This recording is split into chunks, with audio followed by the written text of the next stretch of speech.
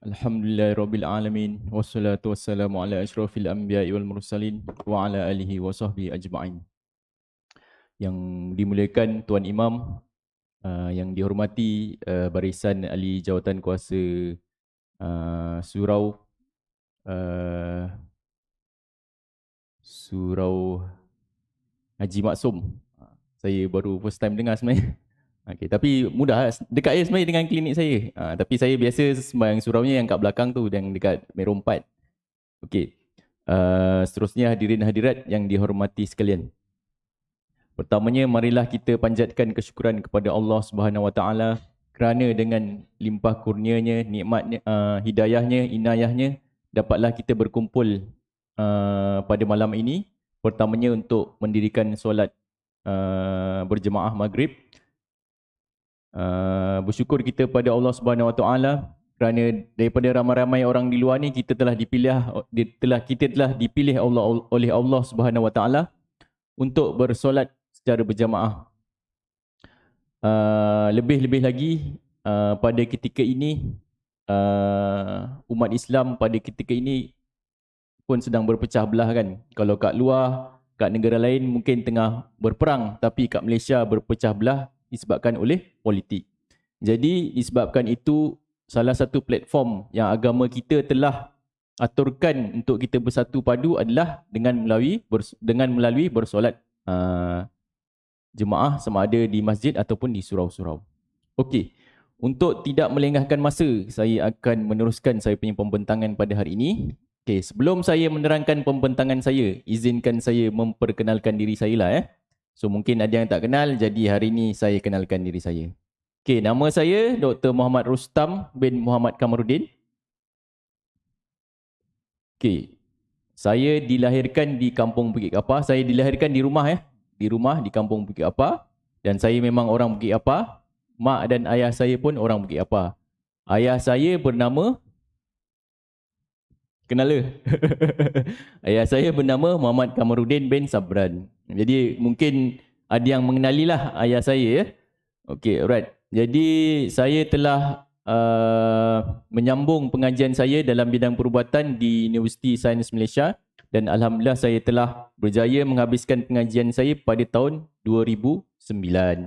Jadi lebih kurang saya telah bekerja dalam bidang perubatan ni lebih daripada 10 tahun ya, lebih kurang 13 ke 14 tahun. Jadi pada mulanya saya telah dihantar ke Hospital Temeloh Pahang untuk bekerja selama 2 tahun sebelum saya meneruskan telah dihantar pula selepas 2 tahun bekerja di Hospital Temeloh, saya telah dihantar ke kawasan pedalaman selama 1 tahun di klinik kesihatan di Tasik Cini Pahang, di Pekan Pahang ya, selama 1 tahun.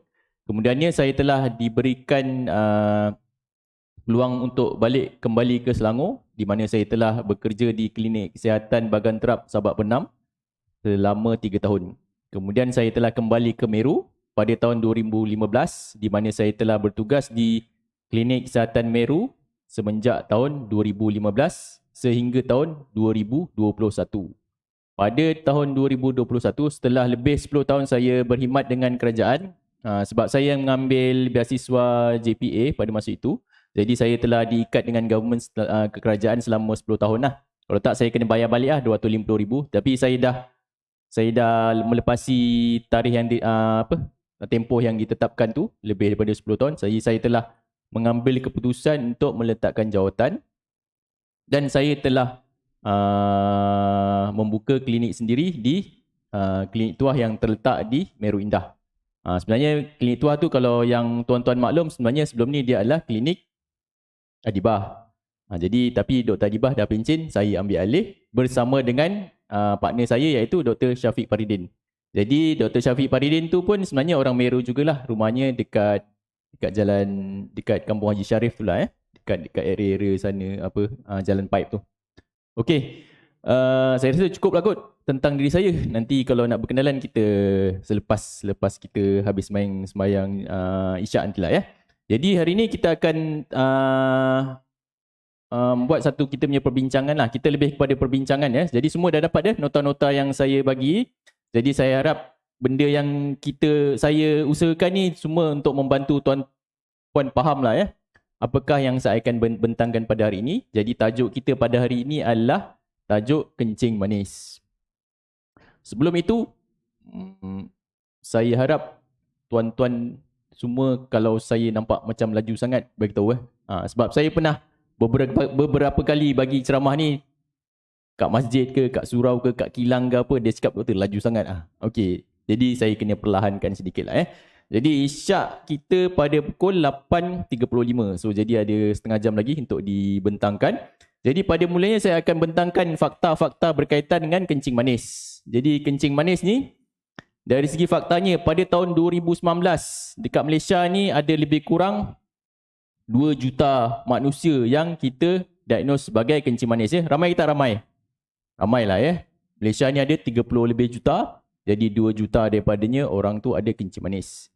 Okey, untuk orang Melayu sebenarnya daripada 2 juta tu orang Melayu dia dalam lebih kurang 22%. Okey, pun memang ramai lah tu. 20%, 10% daripada 2 juta 200 ribu. Lebih kurang 400 ribu orang Melayu ni sebenarnya ada kencing manis.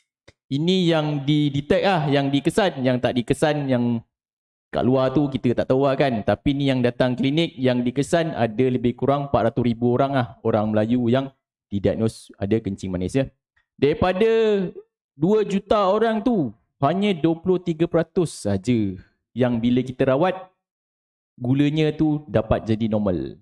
Okey, lebih kurang 20%, 2 juta 20%, lebih kurang 400 ribu je sebenarnya yang jadi normal. Yang lain tu semua memang tak okey gula dia Okey. Okey, seterusnya. Okey, ni kalau boleh tengok gambarnya tu, ni adalah kita punya perut lah. Yang sebelah kiri tuan-tuan tu Dan yang sebelah kanan tu organ. Yang atas tu hati, bawah tu perut. Dan ada satu organ tu namanya pankreas yang macam daun tu. Yang macam daun tu namanya pankreas. Okey, pankreas ni yang paling penting. Kalau kencing manis, pankreas ni paling penting sebab pankreas ni yang mengeluarkan hormon insulin. Jadi insulin ni ada kaitan dengan gula. Insulin ada kaitan dengan gula. Nanti saya akan terangkan. Okey. Jadi sekarang yang saya nak tuan-tuan tanamkan dalam otak tuan semua, dalam perut kita ni ada organ namanya pankreas macam daun tu, yang mana dia akan hasilkan insulin. Kalau berlaku apa-apa terjadi kat organ yang macam daun ni, dia tak hasilkan insulin, maka gula akan naik tinggi. Okey, alright. Okey, jadi siapa yang berisiko kena kencing manis ni? Okey, siapa? Okey, sebelum tu siapa ada kencing manis? Okey, ada yang mengaku. Okey, biasa tak mengaku. Ada yang mengaku. Okey, right. Ni yang dah kena kencing manis tu, dah kena tu dah lah kan. Maksudnya memang dah kena dah. Tapi yang tak kena, macam mana kita rasa macam, aku ni ada ke tak? Aku ni ada ke tak kencing manis? Jadi kita kena tengok diri kita ni. Ada tak dalam salah silah keluarga kita, mak ayah kita ke, adik-beradik kita ke, anak kita ke, ada tak yang ada kencing manis? Kalau ada, keluarga terdekat tu yang ada kencing manis, kemungkinan besar kita pun ada risiko untuk kena kencing manis. Kalau tak ada tu, ada kemungkinan dia punya risiko tu rendah Tapi kalau ada sejarah keluarga, ada kemungkinan ada kencing manis. Yang kedua, orang tu tak aktif secara fizikal. Tak aktif secara fizikal ni maksudnya apa? Memang tak buat apa-apa untuk exercise lah. Maksudnya, yang paling senang tu jogging ke, berjalan tu apa kan. Tapi kadang-kadang umur dah meningkat tu, kita tak buat pun. Jadi saya faham. Kalau orang-orang yang dah warga emas ke apa, dia tak buat ni. Dia tak buat exercise ni kan. Dia tak buat senaman. Tapi mungkin petang-petang tu, pagi-pagi tu, dia keluar, dia pergi kebun. Dia pergi tebas-tebas rumput ke. Dia pergi ngecok kelapa sawit ke apa kan. Dia pergi petik kelapa sawit ke. Dia pergi racun rumput ke apa kan. Itu semua dikira aktiviti fizikal. Yang tak bukan aktiviti fizikal ni apa? Okay, bangun tidur, sembahyang subuh, mandi, pergi medang. Pergi medang pukul 8 sampai pukul 10. Lepas tu balik tidur. Lepas tu bininya kejut pukul 12. Weh, makan. Pun pergi makan. Lepas makan, sembahyang zuhur. Lepas tu tidur balik. Tengok TV. Lepas tu dah pukul 4 lebih, sembahyang asar. Lepas tu tengok TV, tengok drama lah, apalah kan. Duduk je. Lepas tu pukul 7.30, 7 lebih tu pergi maghrib. Balik pukul 8 makan malam. Okay, lepas tu pukul 9 sembahyang isyak. Lepas tu balik tengok TV lagi sampai pukul 12. Lepas tu tidur macam tu. Itulah yang kita namakan yang tak aktif lah secara fizikal. Maksudnya dalam kehidupan dia tu tak ada buat, dia punya tangan kaki tu tak tak digunakan dah untuk buat kerja yang keras-keras sikit lah. Okey, seterusnya siapa lagi yang berisiko? Berat badan berlebihan. Lagi spesifik, BMI lebih 23. Tahu BMI ni apa? Okey, pandai. Okey, BMI ni ukuran kegemukan lah. Saya tulis kat tu 23. 23 ni siapa? Siapa yang BMI ni bawah 23? Yang paling kurus kat sini lah. Sedangkan saya ni tahu BMI saya berapa?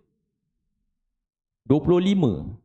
Badan saya macam ni pun 25. Kalau lagi besar daripada saya je, lagi besar dia punya BMI-nya. Dari menurut kajiannya, kalau badan tu lebih, BMI-nya lebih 23 pun memang ada risiko. Memang ada risiko.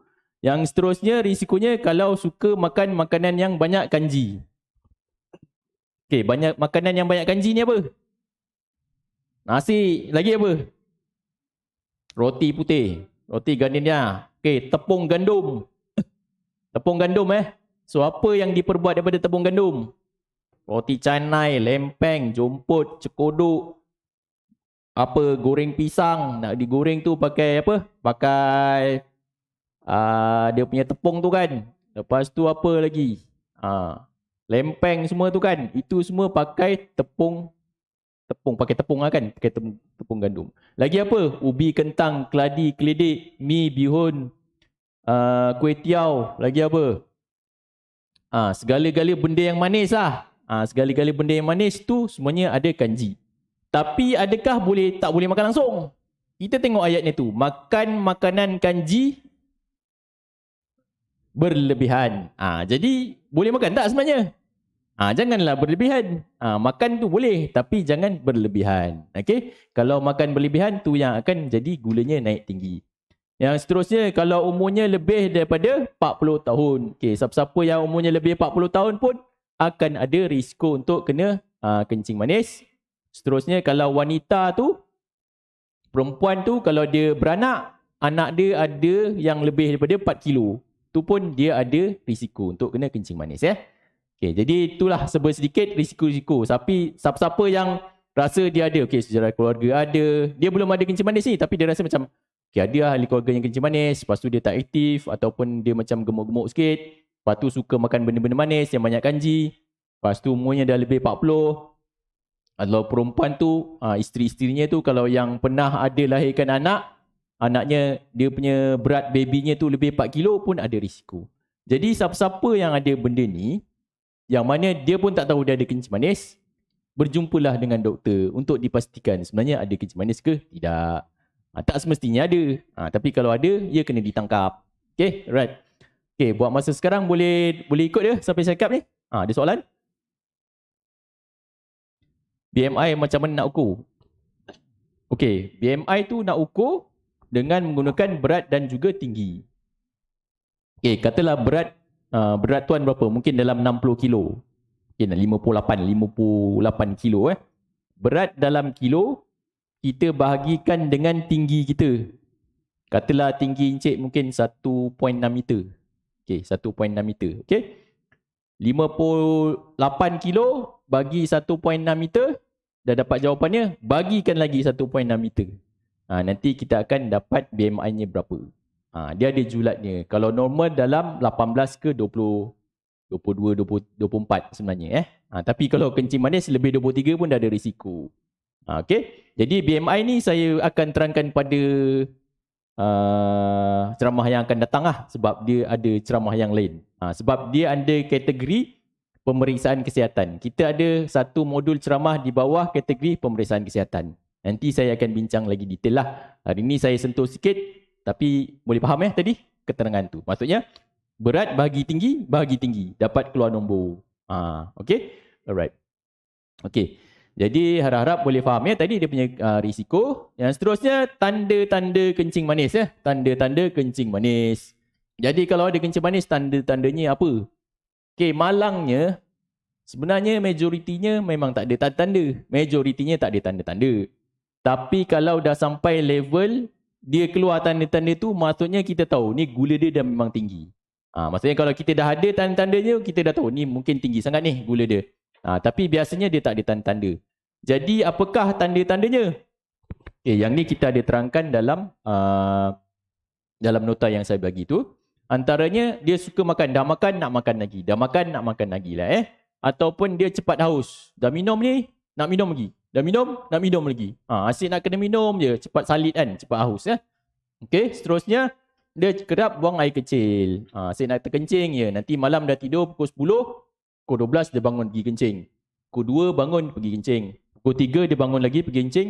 Pukul 5 dia bangun lagi pergi kencing. Maksudnya malam tu banyak kali dia kena bangun pergi kencing, menyebabkan tidurnya pun tak lena. Besoknya dia macam lesu, sakit kepala Dan seterusnya, badannya boleh jadi menyusut berat badan Maksudnya, mungkin orang tu sebelum ni dia gemuk.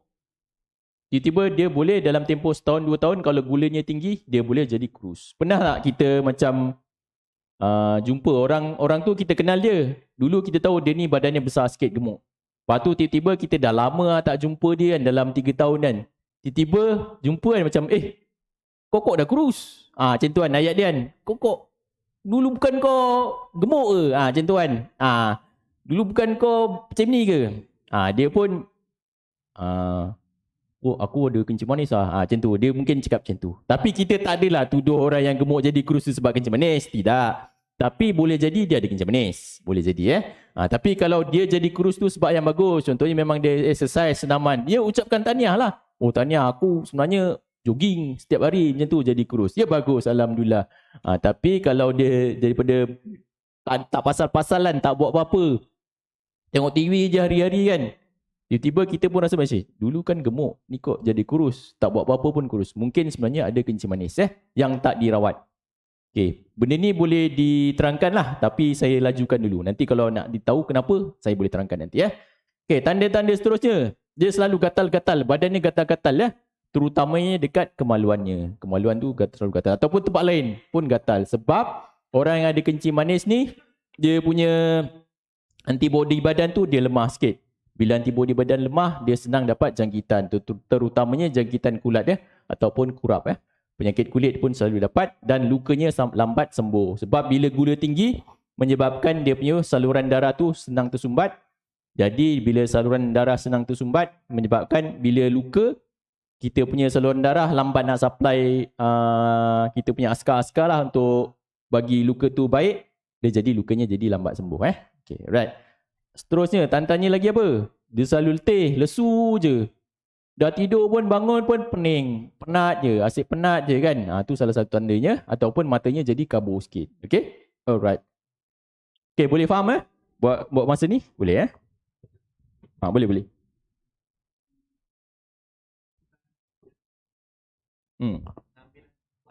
Pengambilan ubat. Okay, alright. Okay. Satu yang kita nak kena faham penyakit kencing manis ni adalah satu penyakit yang lambat laun dia akan jadi teruk. Lambat laun dia akan jadi teruk Katalah kita kena, na'udzubillah tapi katalah seorang manusia tu kena umur kencing manis masa umur dia 50 tahun 50 tahun kena kencing manis. Dia ni akan rosakkan badan kita. Gula tinggi ni akan rosakkan badan kita sedikit demi sedikit, sedikit demi sedikit, sedikit demi sedikit lah Okey. Kalau kita tak buat apa-apa, maksudnya kita dah tahu umur 50 kena kencing manis. Tapi tak buat apa-apa, biar je makan sedap, makan manis lamba, tak buat apa-apa kan, gulanya tinggi je. Ini akan menyebabkan proses keterukan tu akan jadi lagi cepat. Contohnya, dia akan rosakkan kita punya buah pinggang Dia akan rosakkan kita punya pinggang. Katalah orang tu umur 50 kena kencing manis. Dia tak buat apa-apa, makan manis hari-hari kan. Ini akan menyebabkan buah pinggangnya itu mungkin rosak pada umur 55 tahun. 5 tahun dah jadi rosak terus 5 tahun. Tapi dengan bantuan ubat-ubatan ataupun rawatan, proses untuk kerosakan buah pinggang ni boleh dilambatkan.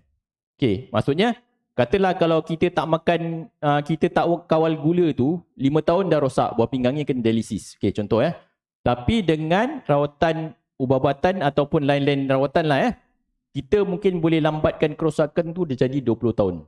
Okey. 5 tahun buah pinggang dah rosak, maksudnya umur 55 dah kena dialisis. Tapi kalau dirawat mungkin umur 70 tahun baru rosak baru rosak, kena dialisis. Macam tu contoh. Okey, tapi berbalik pada soalan tuan tadi. Apa kesan jangka panjang ubat-ubatan tu? Okey, dari segi klinikal dia tidak merosakkan kita punya badan lah. Dia tidak merosakkan badan. Tetapi sebenarnya yang merosakkan badan tu adalah bila dimakan tapi gulanya tak turun. Disebabkan dia tak buat benda lain lah. Selain daripada makan ubat, dia kena buat benda lain. Dia kena jaga makan juga sikit-sikit. Dia kena buat exercise juga sikit-sikit. Ini menyebabkan walaupun makan ubat, tapi gulanya masih tinggi. Sebabkan dia tak buat benda lain lah. Jadi sebenarnya yang merosakkan organ-organ dalaman tu, badan dia tu adalah gula yang tinggi tu sebenarnya. Okay? Tapi bila dah rosak, contoh buah pinggang tu dah rosak teruk, ini menyebabkan ubat tu dah tak boleh dipakai. Sebab bila kita makan ubat, ubatnya tu nak kena keluar balik melalui air kencing atau memberak tu kan. Tapi bila dah rosak, kita tak boleh nak keluarkan balik. Ini menyebabkan nanti ubat tu kita tak boleh keluarkan balik kan. Dia akan sentiasa ada dalam badan, menyebabkan gula jadi rendah pula lepas tu. Jadi untuk jangka panjang sebenarnya dia tidak merosakkan lah. Tapi bila dia akan merosakkan tu, apabila kita makan tu, pada masa yang sama kita tak jaga kita punya makanan ataupun exercise tu, gula dia tak dapat diturunkan. Begitulah jawapan dia. Okay? Alright? Okay, ada soalan lagi? Okay.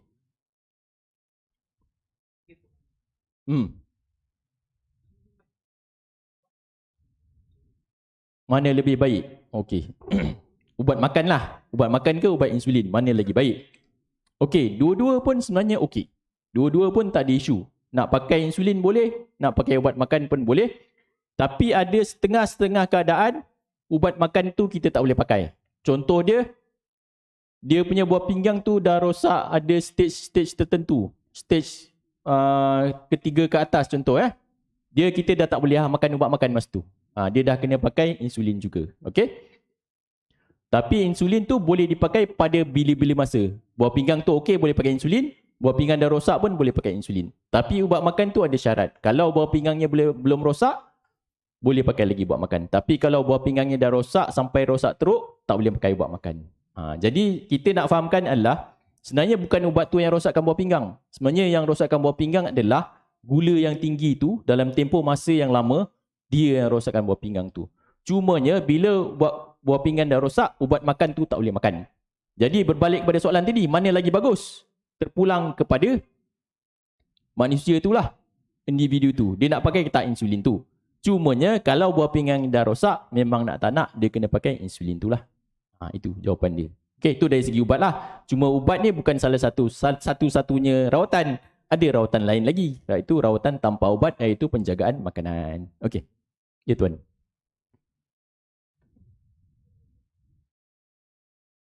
Punca tak ada hormon insulin. Okey, kalau mengikut nota yang saya bagi tu, okey, kencing manis ni ada dua jenis. Jenis satu jenis dua. Yang jenis satu tu hormon insulin langsung tak ada kan? Saya tulis tu, hormon insulin langsung tak ada.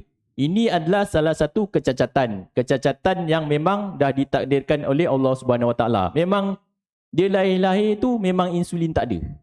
Ini berlaku biasanya pada kanak-kanak ataupun remaja. Biasanya yang tahap satu ni, yang jenis satu ni, orang yang ada kencing manis, kita detect kencing manis tu pada waktu kanak-kanak dia dah ada kencing manis. Ataupun remaja dah ada kencing manis sebab memang dia punya organ pankreas tadi tu yang macam daun tu, memang tak menghasilkan langsung. Kenapa tak menghasilkan? Ni memang ditakdirkan macam tu lah. Dia dah ditakdirkan macam tu. Adalah kajian dia sebenarnya, tapi untuk memendekkan cerita dah memang macam tu. Nak buat macam mana kan? Okey, yang kedua iaitu jenis yang kedua, iaitu yang kena kepada kebanyakan orang. Orang Malaysia lah terutamanya kan. Orang Malaysia. Jadi berbalik pada soalan tuan tadi. Kenapa insulin tu tak ada? Kenapa insulin tu jadi sikit? Kenapa insulin tu ada tapi tak boleh pakai? Okey, senang je dia punya jawapan. Okey, contoh kita ada mesin basuh kat rumah. Ada mesin basuh kan kat rumah kan? Mungkin 7 kilo, 10 kilo Secara purata, mesin basuh kat rumah tu membasuh baju tu seminggu berapa kali? Katalah isterinya rajin, satu hari sekali dibasuh kan? So maksudnya 7 hari 7 kali lah kan? Okay. Secara puratanya, okay, kalau ikut yang kilang tu cakap lah kan? Okay, satu hari encik boleh basuh satu kali ni, sehari-hari boleh basuh ni. Okay. Jadi kalau ikutkan apa yang disarankan tu, kalau kita basuh baju kita satu hari sekali, enjin dia tak rosak kan? Enjin tak rosak. Tapi boleh bayangkan tak? Satu hari nak kena basuh 5 kali. 5 kali Ni mesin basuh biasa, bukan mesin basuh Dobi ni. Ni mesin basuh biasa. Satu hari basuh 5 kali. Lepas tu seminggu dah 35 kali. Darab berapa kan? Lebih kurang 150 kali kena basuh baju. Lama-lama kong tak dia punya mesin basuh tu? Lama-lama mesin basuh tu rosak lah Okey, itulah juga yang berlaku kepada kita punya organ pankreas tadi.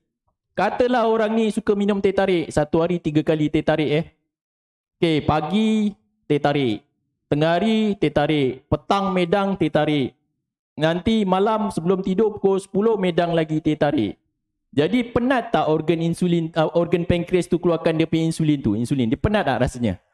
Dia sama macam mesin basuh tu tadi. Inilah menyebabkan kalau orang tu suka makan manis banyak, organ pankreas tu kena perah keluar dia punya insulin tu banyak-banyak, lama-lama dia penat Bila dia penat, lama-lama habis insulin tu. Ni adalah secara mudahnya untuk menerangkan kenapa orang yang suka makan manis banyak tu menyebabkan insulin dia tu jadi sikit. Okey? Itu satu. Jadi sikit satu hal. Yang kedua, dia mungkin hasilkan insulin tapi insulin tu tak boleh dipakai sebab insulin tu tak berkualiti. Jadi inilah jawapannya. Faham ya, Encik? Boleh faham? Ada blocking, ada possible. Maksudnya pankreas tu rosak. Ada. Contohnya orang yang ada penyakit kat bahagian pankreas tu. Contohnya dia ada batu karang. Batu karang tu dekat pankreas. Menyebabkan pankreas tu rosak. Boleh. Ataupun dia ada penyakit autoimun. Autoimun tu maksudnya dia ada antibody. Dia block. Antibody tu menyerang organ pankreas tu menyebabkan dia tak boleh keluarkan insulin tu. Tu pun salah tu. Boleh jadi. Dia block pun boleh. Tapi pada kebiasaannya yang macam mesin basuh tu tadi yang cerita. Maksudnya dia memang satu hari suka makan manis. Terpaksa organ pankreasnya keluar banyak-banyak insulin tu, lama-lama insulin tu kong. Dia punya pankreas tu kong, memang tak boleh keluarkan insulin. Okey? Overdose. Kelebihan. Okey, ada lagi soalan? Tak habis nanti ni. Dah 8:27. Okey, saya teruskan Okey, siapa yang perlu di screen di apa? Siapa yang perlu menjalani pemeriksaan? Katalah tuan-tuan yang belum ada kencing manis. Adakah tuan-tuan semua kena diperiksa? Okey.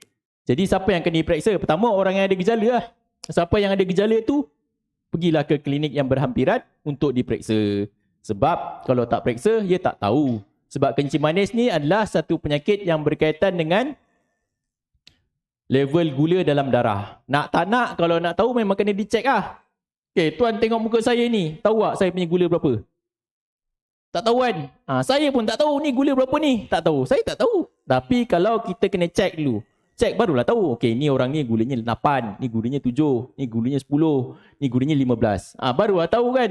Saya pun tak tahu. Saya pun tak ada ilmu. Ni berapa ni? Ni 30 ni. 20. Tak ada. Jadi nak tanya, memang kena pergi jumpa doktor. Ataupun beli mesin tu sendiri kat farmasi. Cek sendiri. Kalau pandai, dia boleh. Boleh juga cekkan dia kat rumah Mereka yang ada gejala, orang yang ahli keluarga terdekatnya ada kencing manis. Ataupun dia dah ada penyakit lain, ada sakit jantung, darah tinggi ataupun kolesterol. Ataupun dia berat badannya berlebihan macam saya cakap tadi. Pinggang dia lebih daripada 90 cm untuk lelaki. Kita pakai inci kan, pinggang. Dia 90 je, tengok incinya berapa. Okey. Siapa yang lebih 90 pun, kalau dia tak tahu ada kencing manis ke tak, dia boleh dicek. Okey? Alright. Okey? Ataupun perempuan yang beranak, sebelum ni dia pernah beranak, anaknya 4 kilo. Ataupun perempuan tu masa mengandung dia ada kencing manis. Ataupun dia memang tak aktif secara fizikal tak buat exercise. Okey. Jadi apa yang nak dicek? Bila nak dicek, kita akan cek dia punya darah. Okey, ada beberapa cara untuk cek darah tu. Satu, pakai yang kat tangan ni. Yang warna hijau ni Ni namanya vein. Kalau yang pakai salur darah yang ni maksudnya doktor yang kena ambil Jadi levelnya yang kat depan tu. Kalau orang tu puasa, dia ada dua cara. Satu nak ambil. Time puasa boleh ambil, lepas makan pun boleh ambil. Kalau kita nak cek gula tu masa puasa, pastikan lebih kurang 8 jam tak makan. Maksudnya kalau kita nak ambil, 8 jam tak makan. Okey, boleh dicek. Kalau kita dah makan, boleh juga pastikan lebih kurang 2 jam lepas makan. Okey, untuk normal, untuk tinggi, kalau daripada salur darah yang ni, kalau puasa dia lebih daripada 7. Sepatutnya kena dapat bawah 7 lah kalau salur darah daripada ni. Kalau dah 2 jam lepas makan lebih daripada 11 Ni untuk salur darah yang ni Tapi ni doktor je yang boleh ambil. Jadi untuk tuan-tuan semua nak buat yang macam mana? Okey, tuan-tuan boleh kalau nak buat sendiri yang ujung jari tu. Cucuk kat ujung jari tu ni pun boleh digunakan, ni menggunakan kapilari namanya. Pun sama tata caranya. Boleh cek sama ada tuan-tuan semua sedang berpuasa ataupun lepas makan. Tapi kalau berpuasa, pastikan lebih kurang 8 jam tak makan lah. Contoh, tidur pukul 10 malam Tidur tak ada bangun kan? Ngigau apa tak ada kan? Pergi makan kan? Tak ada kan? Okay, tidur. Bangunnya pukul 5.30 pagi. Contoh, nak sembahyang subuh, nak pergi tahajud apa kan? Okay, lebih kurang pukul 6 tu sebenarnya dah 8 jam. Kalau kita tidur pukul 10, bangun pukul 6 tu sebenarnya dah 8 jam. Kalau kita ada mesin tu kat rumah, boleh cek je terus. Boleh cek terus. Itu adalah gula kita puasa. Sepatutnya secara normalnya dia kena dapat bawah 7 juga. Kalau tak ada penyakit apa-apa Kalau tak ada penyakit apa-apa, cuma ada kencing manis mata-mata, kena dapat bawah 7. Tapi jangan rendah sangat. Kena lebih daripada 5 5 ke 7. 5 ke 7 Tapi kalau puasa, kalau tak puasa pun boleh. Contoh kita dah makan, nak cek juga gula. Rajin. Kerajinan. Okey. Tunggu 2 jam lepas makan. Contohnya kita sarapan pukul 8, dia pukul 10 boleh cek. 10 pagi. Kalau makan tengah hari pukul 1, dia pukul 3 petang boleh cek. Kalau makan malam pukul 8.30 malam, dia pukul 10.30 boleh cek. Jadi levelnya adalah antara 4.4 ke 8.5. Kalau dalam kertas tu 5 ke 8.5. Kita tak nak dia terlalu rendah Kita nak dia dalam range-range ni lah Tapi kalau tuan-tuan dah memang ada kencing manis, gulanya memang tinggi 20, 15, 18 macam tu kan. Kita tak pakailah level ni. Dapat bawah 10 pun dah kira okey sebenarnya Okey Alright. Okey, boleh faham Okey. Oh, sebab dia yang ujung-ujung ni dah kat ujung dah. Dia dah kat ujung. Yang ni memang daripada dia dekat dengan kita punya jantung lah. Yang ni dah ujung-ujung lah ni. Dah balance-balance dah ni. Dia lain lah. Dia lain. Jadi pada segi kajian tu dia lain. Okey? Alright. Tapi sebenarnya yang lagi tepat kat sini lah. Tapi kalau tiap kali nak cucuk, dia kat sini sakit. Kat sini kurang sakit sikit. Itu jawapan dia. Okey? Alright. Okey. Okey, seterusnya komplikasi kencing manis Komplikasi ni maksudnya akibat daripada kencing manis. Kalau kencing manis tu terlalu tinggi. Okey, komplikasinya sebenarnya komplikasi ni akibatnya kencing manis ni daripada kepala sampai ke kaki. Semua penyakit boleh kena daripada kepala sampai kaki Kalau gulanya tinggi kalau gulanya tak tinggi tak kena. Okey, kepala boleh kena stroke, mata boleh buta ataupun rabun. Jantung kena sakit jantung, buah pinggangnya sakit buah pinggang. Dia punya anunya tu, kemaluannya tu boleh apa tu? Ni yang ditakuti oleh semua lelaki ni. Boleh kena mati pucuk, iaitu dia tak naik tak naik. Jadi jangan main-main lah benda ni. Menyebabkan kita punya malu Okay, macam tu lah kan. Tapi ni memang kenyataannya kena diberitahu. Kenapa jadi macam ni? Sebab gulanya tinggi akan menyebabkan saluran darahnya tu tersumbat. Bila saluran darah tersumbat, dia tak boleh naik benda tu. Okey, yang seterusnya menyebabkan kita punya saraf tu boleh rosak juga. Okey? Alright. Ni komplikasinya. Mati pucuk. Kalau sarafnya tu tak rasa, kita pijak paku tak rasa kan? Pijak paku tak rasa. Tahu-tahu rupa-rupanya pakunya tu dah seminggu kat kaki. Bila perasan tu dah busuk kakinya. Nanti kena potong. Tu yang kita tak nak Lemah syahwat Okey, alright. Okey, adakah dia boleh dirawat? InsyaAllah boleh dirawat. Boleh dirawat Penyakit ni boleh dirawat. Bagaimana nak rawatnya? Okey, rawatan ni ada 2 jenis rawatan Rawatan tanpa ubat dengan rawatan dengan ubat-ubatan. Jadi nak pilih yang mana satu? Ya tak nak makan ubat kau. Ya tak boleh macam tu. Kena buat dua-dua Kena buat dua-dua Rawatan tanpa ubat dengan rawatan dengan ubat-ubatan Rawatan tanpa ubat ni apa? Rawatan tanpa ubat ni maksudnya pertama melalui pendidikan kesihatan. Siapa yang ada kencing manis, dia kena faham penyakit ni apa. Macam saya terangkan ni lah. Kalau tak faham nanti boleh datang klinik untuk saya terangkan lagi lebih lanjut. Lepas tu kena tahu penjagaan makanannya. Tadi dah tahu kan yang naikkan gula apa? Benda-benda yang berkanji. Jadi benda-benda berkanji itulah yang kena dikawal sedikit pengambilannya. Bukan tak boleh makan langsung Berkanji-kanji tu nasi, mi, bihun, kuih tiaw, roti putih, tepung gandum semua boleh makan. Tapi berapa banyak nak makan? Tu persoalan dia. Jadi itu yang nak kena dikawal. Yang seterusnya, gaya hidup sihat lah. Kena melakukan serba sedikit senaman mengikut kemampuan tuan-puan supaya gula yang kita makan tu dapat dibakar supaya dia punya gula tu tak tinggi sangat. Seterusnya melalui ubat-ubatan. Ubat-ubatan ni ada 2 jenis, satu pil atau suntikan bergantung pada kesesuaian. Okey? Dan rawatan komplikasi. Kalau dah ada stroke ya dirawat stroke-nya. Kalau dah ada matanya dah rabunnya, dioperate. Kalau jantung dia ada problem dia, kena pergi IJN. Kalau buah pinggang dia rosak ya, kena jumpa doktor bakar buah pinggang. Kalau tak naik ya kena jumpa. Saya pun boleh buat betulkan. Macam tu. Kalau ada sakit saraf ke apa pun boleh datang klinik saya juga. Okay? Alright. Okay. Jadi saya rasa serba sedikit gitulah yang sempat kita kongsikan pada malam ini. Sebenarnya ini tajuknya tajuk yang agak berat dah. Jadi saya harap saya dah ringkaskan serba sedikit lah ya.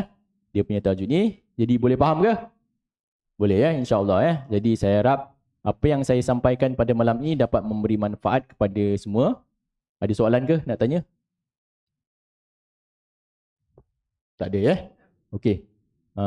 Apa yang baik tu semuanya daripada Allah Subhanahu Wa Taala dan yang buruk tu daripada kelemahan saya sendiri.